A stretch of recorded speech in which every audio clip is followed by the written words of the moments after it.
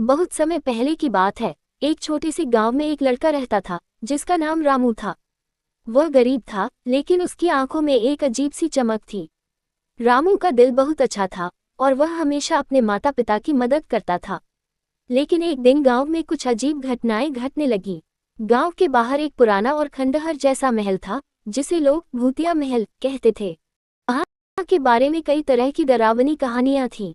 कहते थे कि उस महल में एक बुरी आत्मा वास करती है, जो रात के समय गांव वालों को परेशान करती थी। किसी ने भी उस महल में जाने की हिम्मत नहीं की थी, क्योंकि हर किसी ने सुना था कि जो भी उस महल में गया वह कभी वापस नहीं आया। एक दिन रामू को उसके दोस्तों ने मजाक करते हुए, तुम उस महल में जा सकते हो। रामू ने सोचा वह करेगा कि वह डरता नहीं है, और वह रात के समय महल में जाने का फैसला करता है। रात के अंधेरे में रामू महल के पास पहुंचा। महल के दरवाजे खौफनाक तरीके से चरचरा रहे थे और अंदर से अजीब आवाजें आ रही थीं। लेकिन रामू ने डर को नकारते हुए अंदर कदम रखा। जैसे पहुंचा, उसे महसूस हुआ कि चारों ओर घन है। उसकी आंखें कुछ भी साफ नहीं देख पा रही थीं। वह धीरे धीरे महल के अंदर बढ़ता गया और तभी अचानक उसे एक खिड़की से एक तेज हवा का झोंका आया। हवा में एक आवाज सुनाई दी, तुम यहाँ क्यों आए हो? रात बढ़ गई, लेकिन उसने हिम्मत नहीं हारी। उसने आवाज दिया, मैं डरता नहीं, मैं सिर्फ देखना चाहता हूँ। उसके बाद महल के एक कोने से एक भयानक आकार की आकृति सामने आई।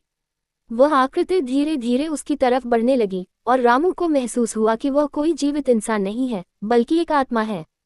उसने मुंह से डरावनी आवाज में कहा, तुम अब मेरे जाल में फंस चुके हो।